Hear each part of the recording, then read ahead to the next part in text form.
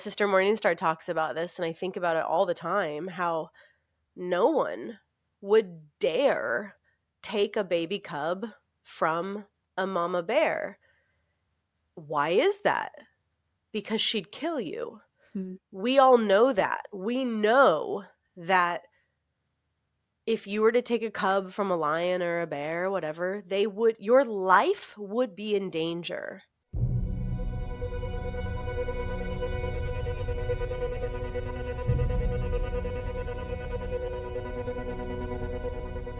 This is Mysticism's podcast, a space for incredible as well as life stories that speak to the mystical in you.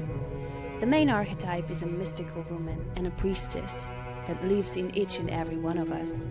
Intuitive, knowing her inner universe, seeker of the truth, a witch. We want to touch deeply hidden parts of you that are desiring magic. Let it activate you, let it inspire you. Allow yourself to feel how creation moves through you. You will find yourself in these stories. Here, the goddess inside you will remember. We'll talk about the magic of the mundane, nature, women's wisdom, spirituality, and so much more. Listen to yourself.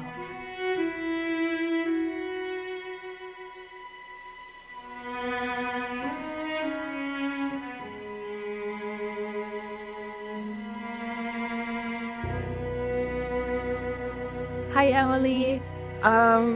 So for anyone who doesn't know, today I am talking with Emilee Saldaya. She is a founder of Freebirth Society. She is a lighthouse, a wild woman, an authentic midwife who inspired thousands of women around the world to reclaim their power and birth freely. She's also a mother, currently pregnant with her third baby. I am so grateful and so honored, Emilee, that you accepted my invitation. This is one of my favorite topics, and I feel like this is one of the most important topics of our time. I'm sure you would agree. And, after I finished RBK last year, I was like, I'm not sure if I could do this work or not. And I wasn't sure if there was any free birthing or, women who would seek like sovereign support in my country. And so I decided to start a podcast to start talking about it. I had a few free birthing women on already. And I realized, women started coming to me, and I realized that they are really unsupported. Like they have issues with the government after, with birth certificates and stuff like that. And so my mission here is to start to talk about this, but also like kind of create a community in Slovenia where women can, feel when a woman can feel safe and have a person they can talk to and all of that. And so yeah, I'm really excited to talk with you, as you are one of the first. You're not the first, right? But you're one of the biggest leaders of this movement. Like, I mean, you started Free Birth Society podcast, right? And I guess you never imagined it being a beginning of a revolution, right? And so I just really wanted to start with your story. You were a doula in a system, right? And then, yeah, like just I don't know if you can share what was the tipping point where, things changed for you. And yeah, we can start there. Sure. Yeah, thanks for having me on, and I love that you took our school, the Radical Birthkeeper School, Loved it. and it really has ignited a lot of movement in women like you. So, it's really fun to see. Yeah. Um yeah, I mean, a quick recap is I started birth work very, very young. I started attending births 16, 17 years old in Los Angeles, and just, loved it. And I'll kind of go fast through that first 10 years, but the short version is I was a very busy doula, very proud and very successful, and I always assumed I'd be a midwife someday. And so I started and then stopped several medical midwifery schools. Mm. I didn't have the language back then like I do now. because medical midwifery is pitched until you know otherwise, as the most holistic option in birth work. Just like to the mothers, home birth with a medical midwife is pitched as the most holistic option. So I was okay with that. I was like, cool, let's do that. I'll become the medical midwife, and didn't know there was any other options. So I was training under a very busy medical midwife as her assistant and running her office. Also had my own doula business, and then I also had a nonprofit where I or my volunteers were attending women of all different types of difficulties, women in prison, teen moms, drug addicted women, um, immigrants that didn't speak English. Um, yeah, just women who otherwise wouldn't have access to something like a doula in their birth, I suppose. So yeah, I spent 10 years very devoted to serving in that way and went to lots of births and didn't have the language for the darkness and the evil, really, that I was repeatedly witnessing. I've got a little cough, so bear with It's me. okay. Um, yeah, I didn't have any mentors outside of the system. I didn't have any birth workers outside of the system. The whole concept of doing anything outside of the system was very villainized, was very much not allowed. And so it took me longer than it will take all of you because we have language now. So much of it is thanks to the podcast, obviously, but we, you know, because it took me a long time. I was alone. Yeah. I didn't know anyone until I met Yolanda who did anything differently. So the turning point was, I mean, in a way it's a combination of things, but I knew I knew it was my dharmic calling to serve birth, but all the births I was going to would haunt me, Yeah. you know? Um and sometimes we'd get lucky, Sometimes obviously abuse is happening on a spectrum. So, I've certainly been to some births in the hospital that were less horrific, you Yeah. know? Um, but the kind of big marker for me is I so over the years I dropped going to the hospital and was like, okay, I'll just attend home birth, that's fine. But sometimes that's even worse than the hospital, and there's so much abuse, there's so much, I mean, it's guaranteed sabotage. It's not even if. If a medical midwife comes into your home, your birth will no longer be undisturbed. There will be a disruption of the hormonal sequence, and the lengths in which that can go is quite traumatic. So, I wasn't really that much more satisfied committing to home birth with medical midwifery. And so there were a few years where I felt very confused, where I felt rather lost.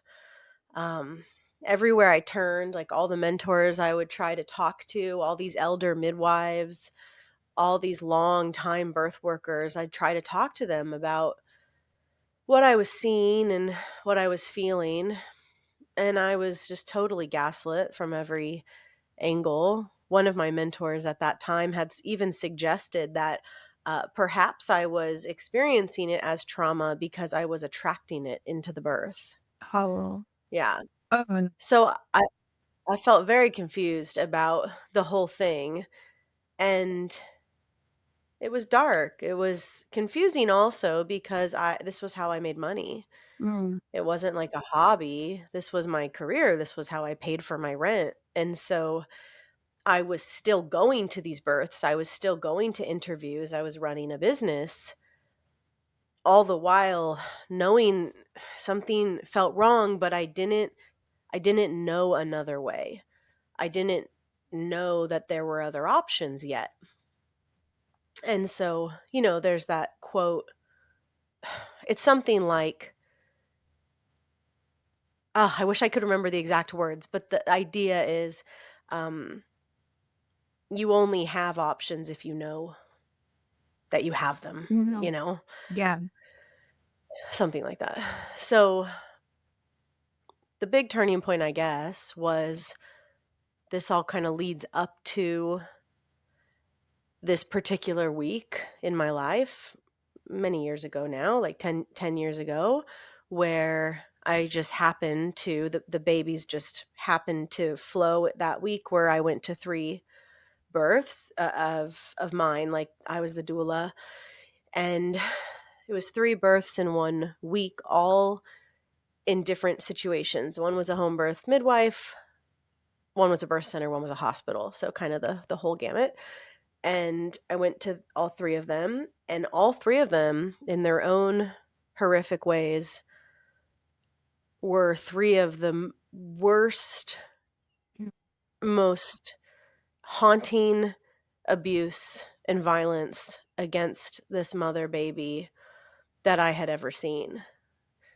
Overt rape, holding her down, several people holding her down while shoving instruments in her body while she screamed no, vaginal exams while she was asleep, waking up to them, um, Oh, drugging her without her consent. Yeah, like really, this stuff happens all the time. I know. And there was something there was something about the level of it, of all three, of like boom, boom, boom. And I didn't have any recovery time in between. And it was just like, and then the very last one was a intended home birth, unnecessary transfer that ended with a real violent violent delivery. And so I left that birth in the hospital. It was meant to be a home birth. And it was so bad. Sometimes things have to be so extreme to smack you. Yeah. And it was so bad that I was like, I can't do this anymore. And it was normal to come home after a birth and cry for days. That was just normal. And it was normal for other doulas too. So there wasn't anyone in the arena being like, red alert, women, birth shouldn't be traumatizing you. You should be coming home from births vitalized and stoked and elevated and happy and joyful and peaceful, not like having night terrors because of the abuse that you just witnessed of this woman you've come to love. So, went to those three births. That was a big tipping point. And I left that last one being like, all right, this isn't it. This can't be it. There's no reframing what I just saw. It's sadistic. It's evil. I don't want any part of it. But,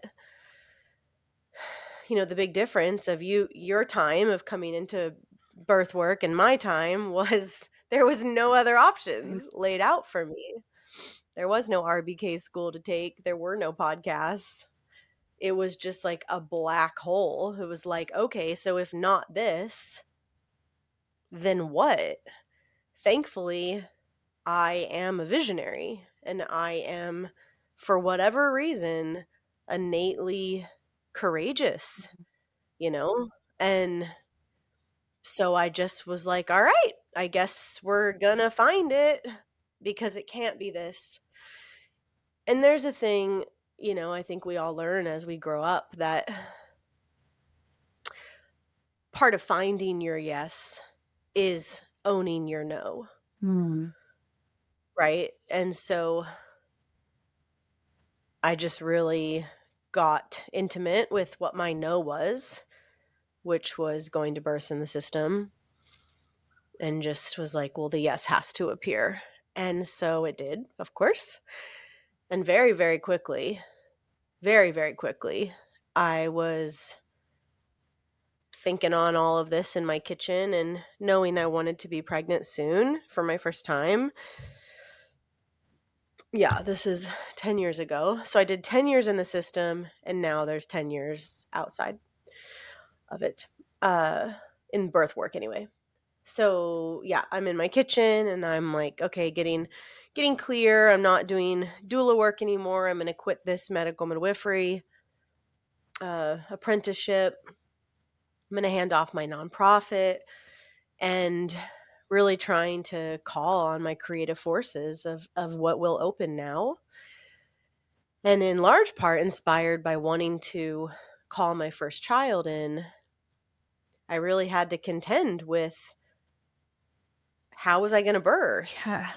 And, and if I knew I wasn't going to mess with any of these providers in my professional career, of course I wasn't going to hire any of them Mm. to abuse me and my baby during my birth.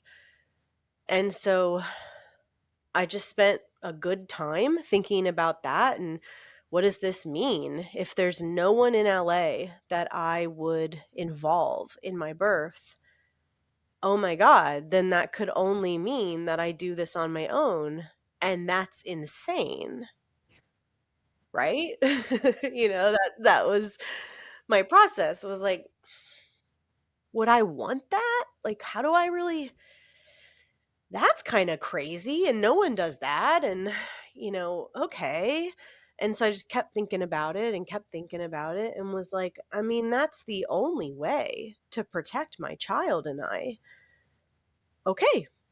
So it wasn't actually that complicated. It was like the first 10 years had been so complicated. Once I came into clarity, things didn't things got way more simple in a way with clarity, of course. Yeah, so I just realized with total clarity that I would have this baby and do it without midwives. And I didn't know anyone who had done that before. I didn't know any, wild pregnancy was not a term yet. Mhm. Uh, I'd never heard the term free birth. And so I just knew I was going to do this thing on my own. And then the very next day, after really getting clear that that's what I would do and feeling fine about it, I didn't feel particularly like freaked out by it. It just felt obvious that it was my only way, my only option. The very next day, this couple called me asking to interview with me as a doula. And, for whatever reason, there was just resonance on the call. I just liked her. I could just tell I liked her right away. And, I told her on the phone, oh, I don't really attend in the system, actually. I'm phasing out. Um, And I would tell you why if you're interested. And that was a line I used for a long time when I was still in LA that actually converted a lot of people because I was a very popular doula for a long time. So people were still referring to me as a doula years after I had stopped doing it. And anytime anyone would call, I would say, I no longer attend with medical providers.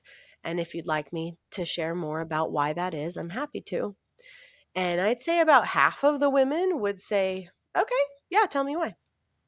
And I'd say, well, um, I spent 10 years watching women and babies be abused and their birth sabotaged and them lied and humiliated and uh, Mm. manipulated and coerced too.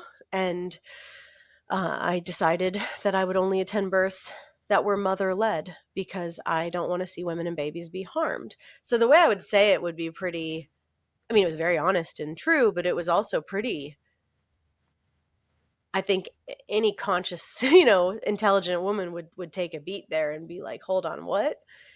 Because I had a lot of authority in the space. Mm. I had attended births for 10 years with everybody. in the city. That's a long time to do something. So, yeah, that very next day, this couple called. I told them I don't go to the hospital.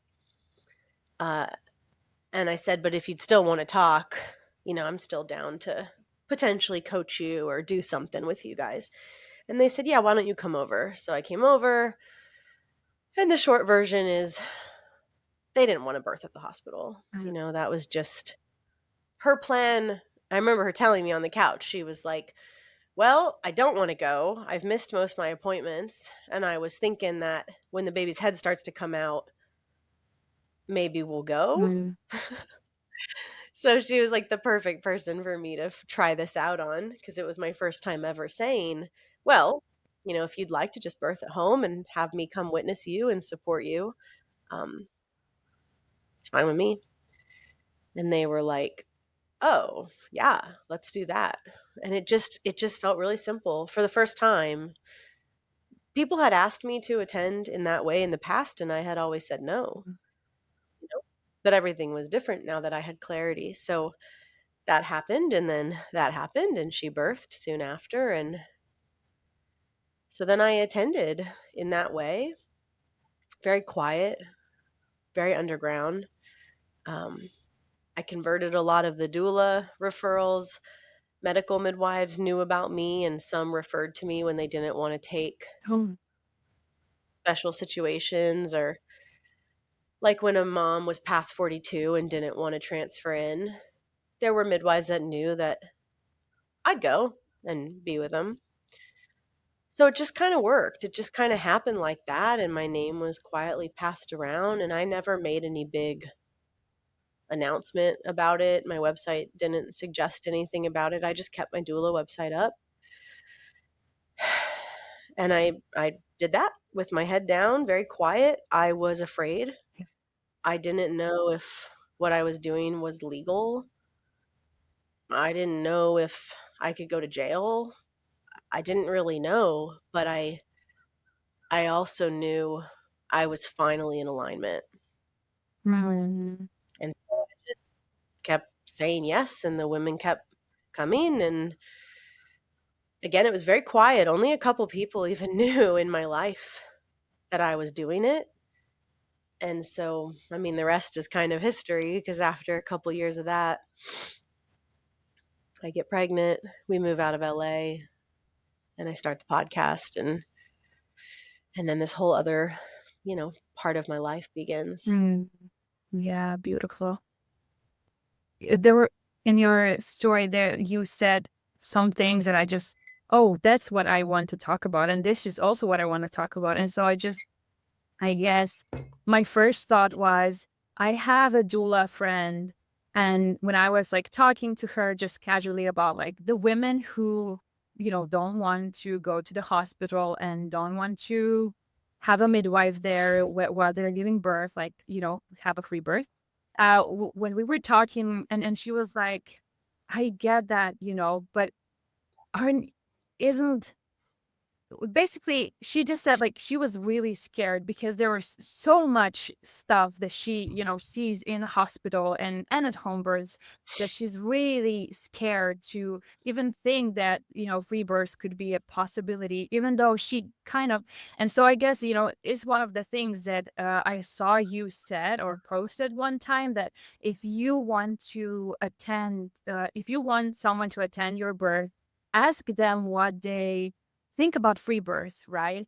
Not that not that you need to have a free birth, but just like ask them what they think about it, because that will show you what they think about just physiological birth.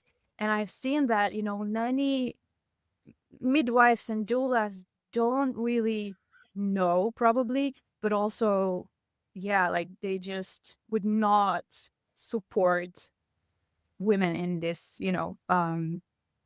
so I guess my question is that, yeah, I mean, you were really brave, and not only brave, but like, I can imagine what you needed to go through in a way, because like you had this 10 years of things that you were seeing. And then how did you trust birth? Do you know what I mean?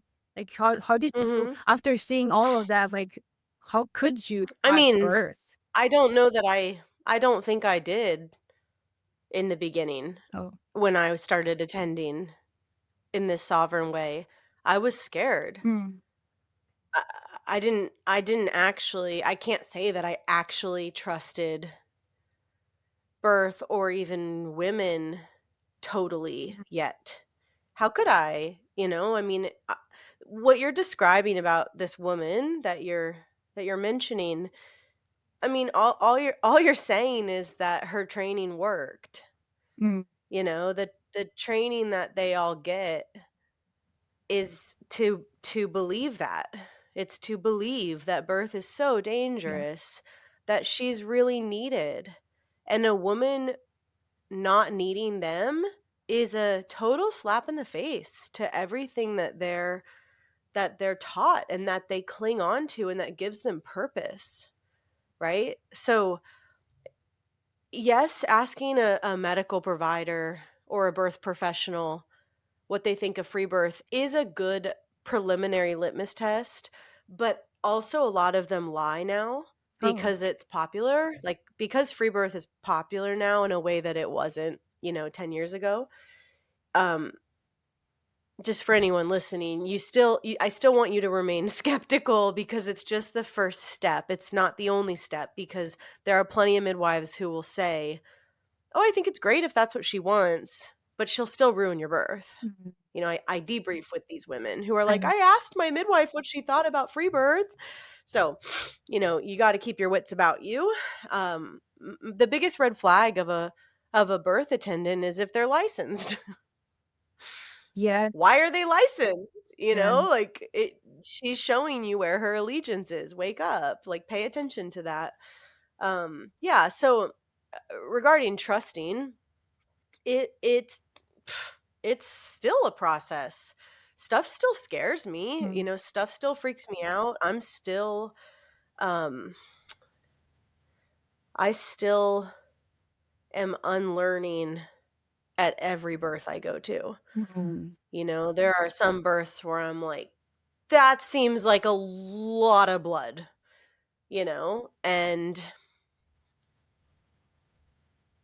and it's fine. yeah, Like, and it was the perfect amount for that woman. And then I'm not suggesting that it's impossible that there could be too much. Of course that could occur, but I've never been to a birth where we couldn't regulate the mother at home. It's very rare that that wouldn't be something we could do. But the first like couple years I went before I got a lot of clarity, like before I met Yo helped me a lot mhm, with language and really sorting out a lot of this stuff in my own head. And then I started meeting with lawyers, and really wanted to get to the bottom of the legalities of what I was doing and being self protected and smart, but also not selling my soul to the cult of obstetrics like medical providers do. So it took many years, but I guess that every birth is a practice to step deeper into trust, and it doesn't end. It hasn't ended for me. I'm way more relaxed now mm, than I was 10 years ago, of course. Um, and that's just because that would always happen with any kind of experience. You do anything for a long period of time and your wisdom around it will deepen, of course. Your comfort in that arena will deepen. But I was totally freaked out in the beginning. I just did it anyway, you yeah, know? wow.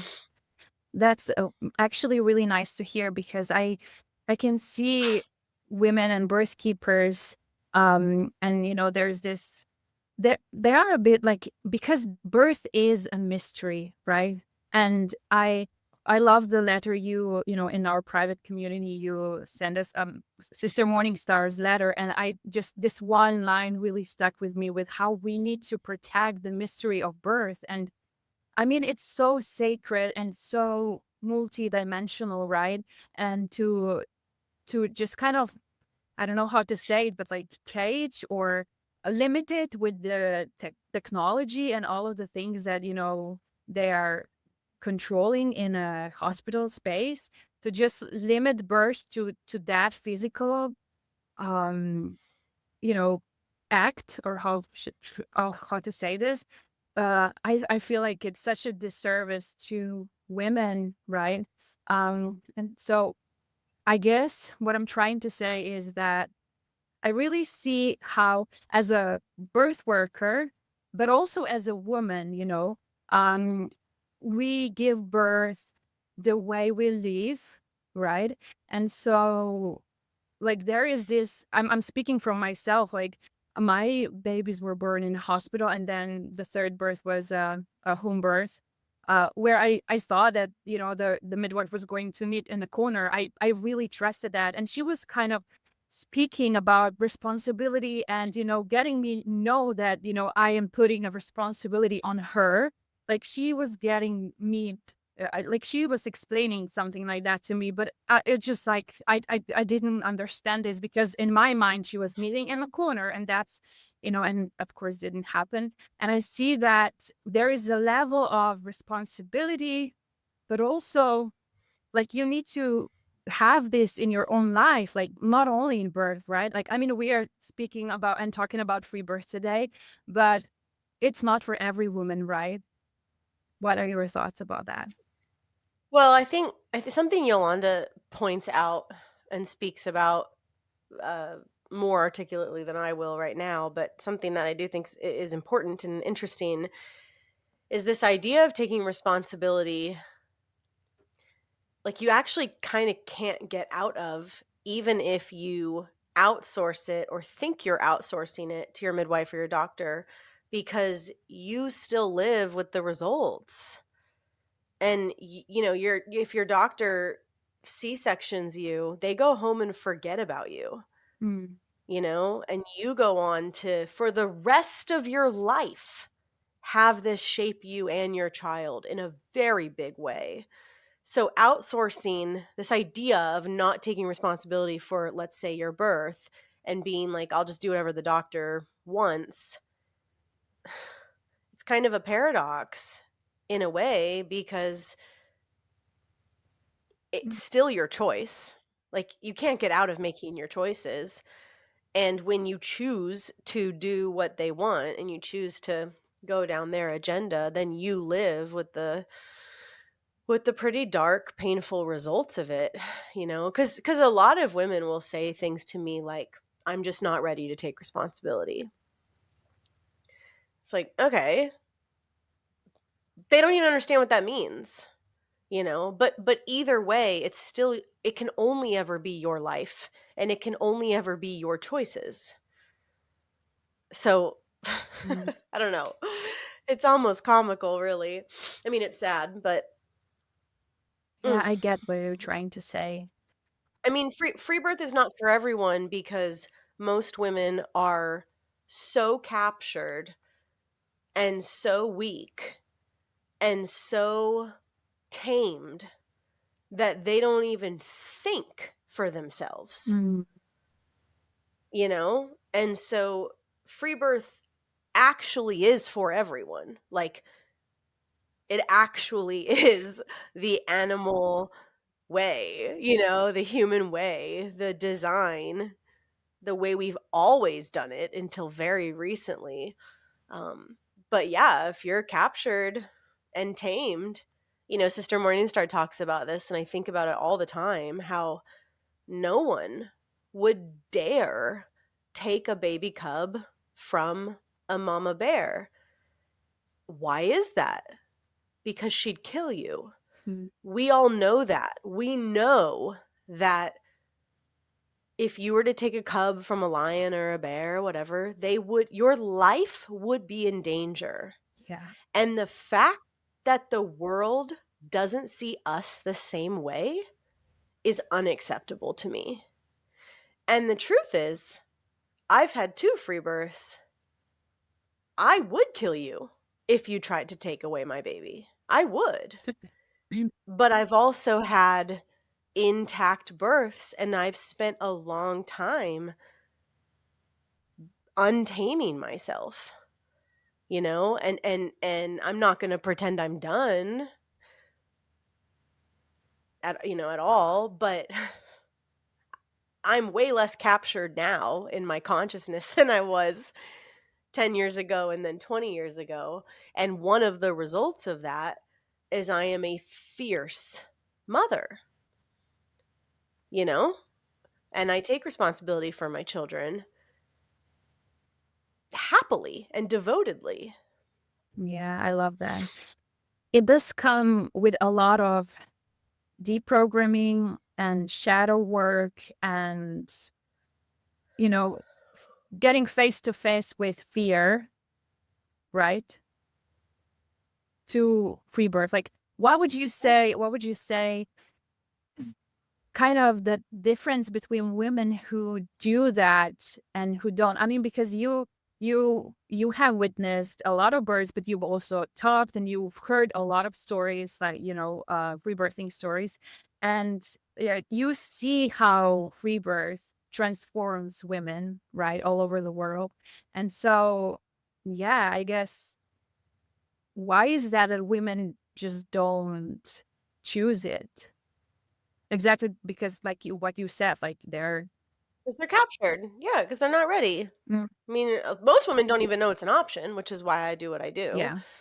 You know, you don't have any options if you don't know them, right? Mhm. So most women don't even know because they just do what everyone else does.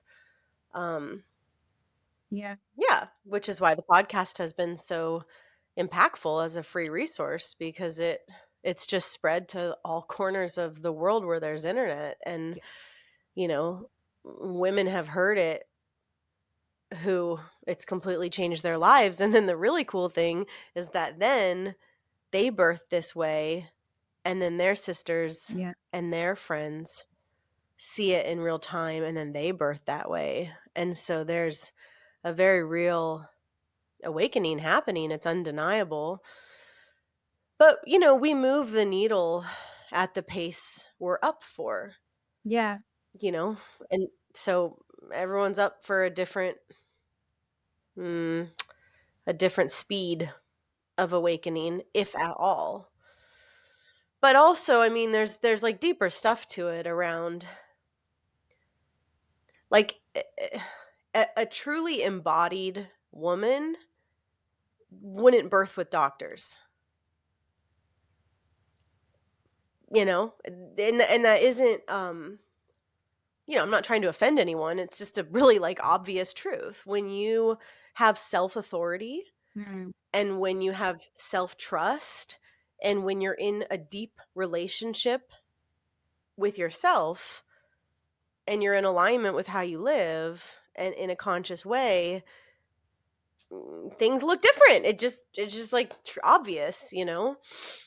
And so a lot of women's awakenings unfortunately happen because of their traumatic births, Yeah. right? And that's a huge thing going on right now. That as women have have a birth that was not sold to them, like what you said, you thought you were getting knitting in the corner, and you just got another medical midwife like everyone else, and that's so disappointing and so hurtful and so disruptive. And spiritually, what's the word? I mean, there's a huge spectrum of what can occur, but having an unsatisfactory birth, let's just frame it that way, and all the way to totally traumatic. For some women, they will get the courage to do it different. Yeah. And so now they will have resources. When you Google other options, now I'm going to come up, and other people's work will come up in a way that it was very hard to find before. Um, Yeah. I trust women. I trust women in a very, like, there's something so powerful about the mother baby connection, and even a tamed, captured woman will still have some level of maternal instinct to do right by her child, most likely. And being guided by that, Yeah. often is the thing that leads women to birthing a better way. But just like the litmus test of the medical providers, a lot of women have chosen men who don't want their women to step into Mm, power, who don't want their women making their own decisions, who don't want women doing things against the grain or shaking it up. And so if a woman has already created a life of that yeah. kind of control and toxicity or misogyny, that's a whole other thing they'll have to contend with. So it gets it gets complicated. Yeah, it does. Yeah. That's a huge topic as well. Um, I guess, you know, for my country, I feel like free birth, like women just don't talk about it. They do it, and I know they do, but they just don't talk about it because even home birth with a midwife is a taboo. You're like, oh my God, like and so yeah, why do you think is home birth with a midwife is not the best of the both worlds, you know? With a medical Yeah, midwife? with a medical midwife. Well, it's a lie. I mean, the lie is the pitch is that you can have both a medical provider to be there to save your baby just in case, and have this spiritual midwife in the rocking chair crocheting a baby hat. And that doesn't exist. If you have a medical provider at your birth, I mean, by design, they will be interfering every step of the way. They're going to be monitoring you, assessing you, fingering you, But telling why? you what Like, they position. are good women, right? Why would they do that? Like, because of their Well, that's training, the right? medical. No, yeah, That's the yeah, medical because way because of their training, right? They're taught. because they're Yeah, obstetrical agents. yeah. Because it's not real midwifery. They're taught a medical pathologized nonsense way of attending births. And then they put on skirts and pretend they're midwives. It's a total offensive rewrite. And midwifery obviously has been co-opted, though historically I don't know how amazing it really was. Yolanda has a funny line that's like, midwifery something like midwifery has always had its, like, downsides, but at least it was independent. Mm, And I agree with that. I think midwifery has not been that great around the world historically, but it was independent, yeah. and that does stand for something to me. I have researched, Yeah, but it's oh, sorry. just it's a con artist, it's a scam. They're con artists. They're not transparent about the kind of birth you're going to get. They're not transparent about the kind of interventions you will receive. Uh, and then they do whatever they want under the guise of that they're in charge, trying to keep your baby alive. I mean, it's so offensive. Um, and then the really crazy part is pretty much everything they're doing is totally unscientific, just like always. Like, if you look at birth historically, the gadgets and the tools and the stuff, we might think some of it is barbaric now, but the stuff now is Mm, barbaric, yeah. that they're doing now. Ugh, yeah. I just wanted to say that I have researched, midwifery in my country, like the history of like who was attending births in the villages, and it was just mothers and grandmothers, Mhm. and I feel Yeah. like that's so beautiful, and that's the way it should be. And you have mentioned a lot of the time the word evil, right? But like in some way it is like the things that that's happening like in hospital, even though good people probably work there and are they want to save the lives of women and babies. um but why free birth is like really resonating with me, and sovereign birth, it's because I really believe that we have to protect this pristine nature, like if all of the women would be giving birth by C-section, then, what would they, I don't know, a few generations from now, like, aren't we doomed? If there's no, and so, yeah, I really It's feel, already happening. Sister Morningstar talks about that there's like 7, 8, 9 generations of C-sections now in Russia, and the milk never comes. oh, Like they're it's already out. It's already happening in yeah, in so many ways. I mean, birth has been eradicated in a lot of countries. Not ever completely, but some countries have 90-95% surgical extraction yeah, I rates. know. Mm. That's a very big deal. And so, okay, we want to try to protect this mother baby. But, there then comes the question of death. Aren't in the past, like, women just, they were dying and the babies were dying, and, the system is now saving them from that. Or, yeah, is that true? No, it's true that that is a propaganda, line out there. It's true that we all are taught that our whole lives, and so we believe it until we don't. But I've never seen any evidence of that being true, and in fact, it's been repeatedly debunked. There's a book called Pushed that explains it and shares Mm, the research around it. Um, I mean, I am sure you can just think logically. I'm sure that before we had flushing toilets and, better hygiene and better sanitation, it makes sense to me that there would have been more unnecessary death in that way.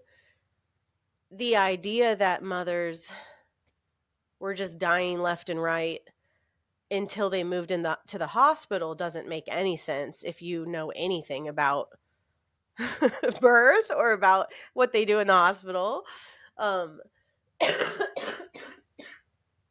Also, even all of that aside, wouldn't we be seeing maternal death in our worldwide community of sovereign birth? mm,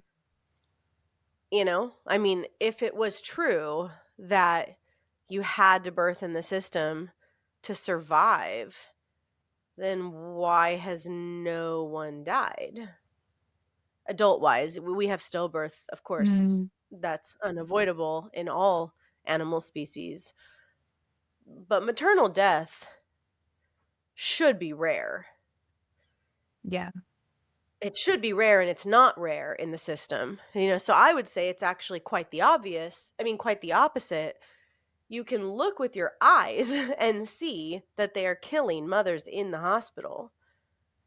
I've known mothers who have been killed in the hospital. They've been a part of my community in LA back when I was in that world. It's very real, So anyway, it's all but everything's upside down, Yeah. you know? Yeah. And you have a responsibility to question Yeah. the shit you've picked up that you just take at face value and believe. This is just the tip of the iceberg. What else have you been told? Yes, You know? exactly. And that's why I feel like birth is, um like, with birth we can change the world, because, like, if you start questioning birth and you start questioning a lot of other things, the world is going to change, right? And that's why, what you're doing, I feel like, is so revolutionary. It is. Birth is fun because it's one of the like on a life graph, it's one of the high points of potential. Mhm. It has more potential for transformation than most other experiences. Other experiences can support transformation, but birth is so charged and it's such high stakes, you know? And the innate design is so powerful. All of that together, for better or worse. I mean, it's just like sex. Everyone remembers the first time they had sex, unless they were drugged.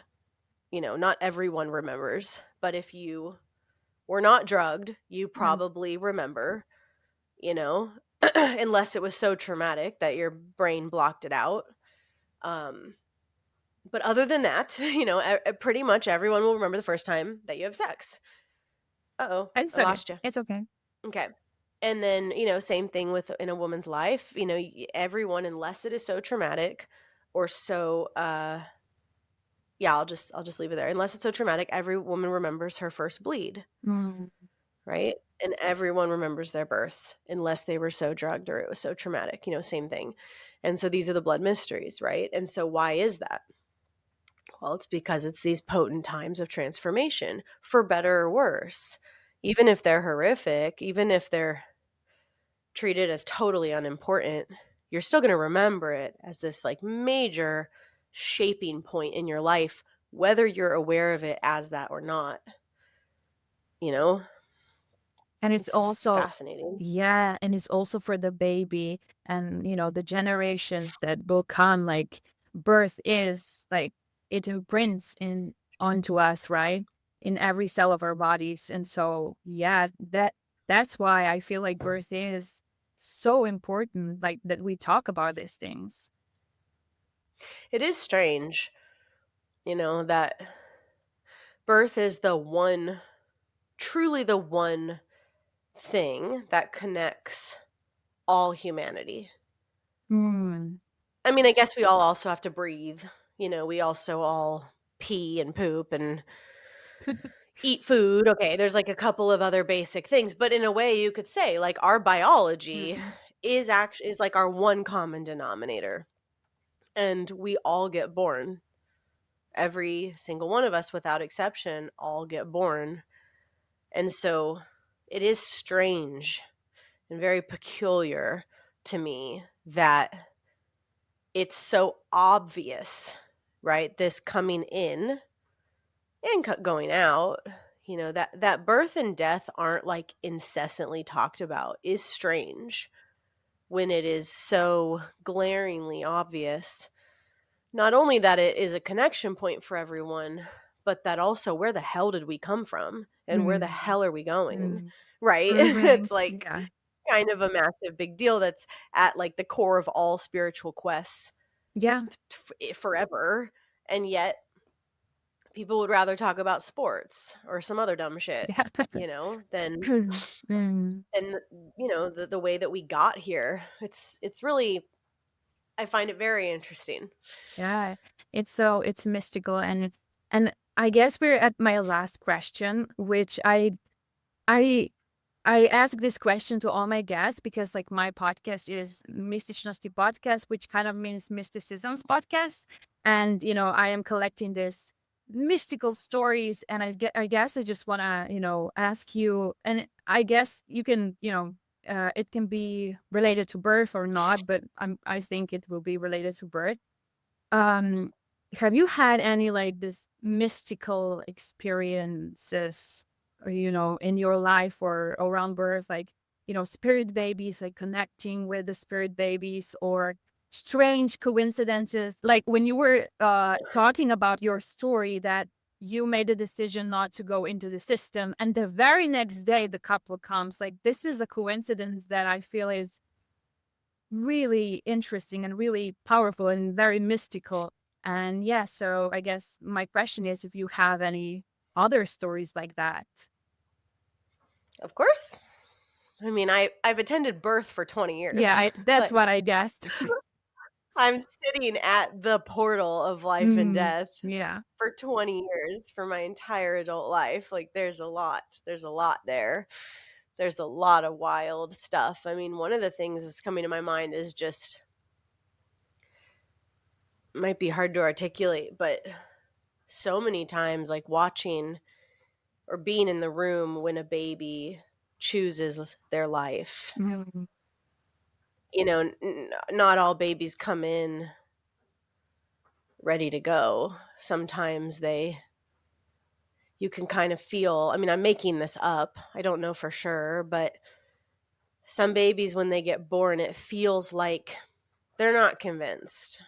They're like, like they're not, they're kind of like, eh, they're not here. They might not want to be here. It just, you can feel it in the room, this kind of halfway point, Mhm. of their spirit not having chosen this family or this body or something. I don't know.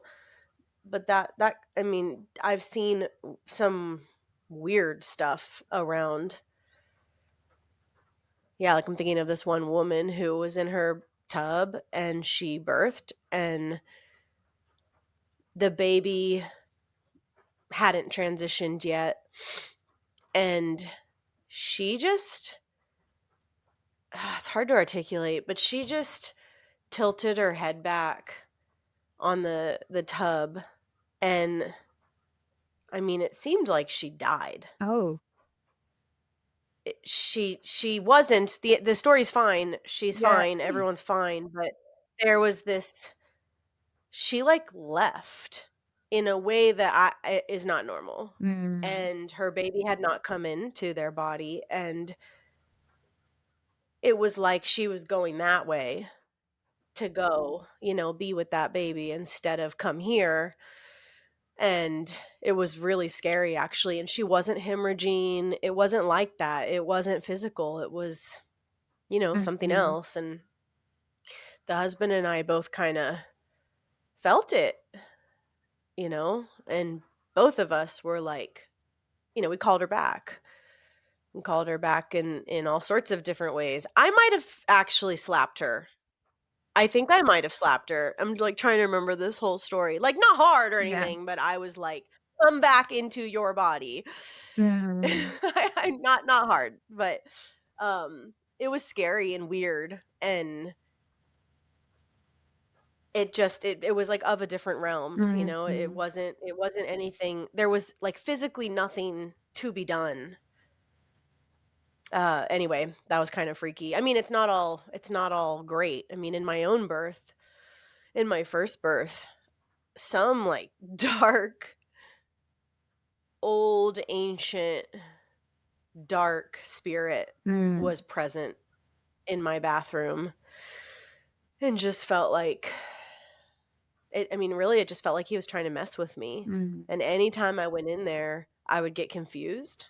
It was really strange, and I was in such a deep psychedelic landscape, so deep in the birth and in the hypnosis, of the birth, and anytime I'd go into that bathroom, I would get so disoriented, and I would hear this dark male mhm. voice saying stuff, and then I'd walk out of the bathroom and it wasn't present, it was very focused in my bathroom, and at one point, I walked out and just told my husband, "Don't let me go back in That's there." good.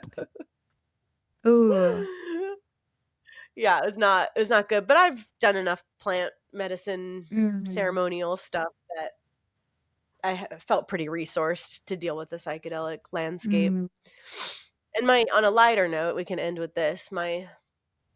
Um yeah, my children they've been coming to me my whole life, mm, actually. When I was a kid, I used to play in this particular tree, and the game I would have was playing with my 3 imaginary friends who were all my kids who aw, were gonna come later, and I just had some awareness around that, and then once I think Sunier, my daughter, came to me first when I was 18 or 19, after having lived in India for a long time, and, came back to LA, and yeah, she first came to me in meditation, and then all through my 20s, I would birth her in my dreams mm. and nurse her in my dreams, and, um, I mean, she's who guided me to leave my abusive relationship. Yeah, they do Um, that. yeah, thank God. Yeah, she fully, like, came to me in a dream and was like, "Don't let that be my dad." Mm. And I was Wow. like, "Okay." And yeah, and then when I started doing ayahuasca, they would they'd always spend some time at the end, several times at the end, all of them would come in to Mm. the room as lights and just let me feel them and tell me a little bit about each of them, and It's pretty cool because now I'm pregnant again with the 3rd, and it's like, is it that 3rd? Is it Mhm. the one Yeah. who would come in those ceremonies with the other 2 that are here now? And I guess you'll I mean, find out. it's all mystical. Yeah. Yeah, and also how could it not be, Yeah. you know? I mean, it's all kinda just story, right? Yeah, it is. Thank you so much. I'm really grateful, and this was a very important conversation. Also, you have so many courses. I will just link your freebirthsociety.com, right, at the Mhm. website. And yeah, but one question: what is the next project that you are most excited about? Like you have so much going on. What is the next thing that like you are excited about? I think this study Oh, that we're designing, we're going to be doing the world's largest study on birth, on free wow. birth Mhm. ever done, and it's a very big deal. It's a very big deal. So we are moving it along, and um, it will be out for free birthing women to participate in later, 2025. Um, but actually, creating a study so that we have data Mm, really will change the game to have just a whole different level of authority, mm, in academia and in the medical world, which I care less about than, like, really I'm doing it because I want mothers to have access to this information. Um, because, the book I'll write from the research will basically just dispel so many myths. mm. And now that we'll actually have data to prove that all of that stuff is nonsense is very exciting. That's huge. That's really huge. Also so excited. And yeah, well, thank you for joining me today. Yeah, thank you. Appreciate it. This was fun.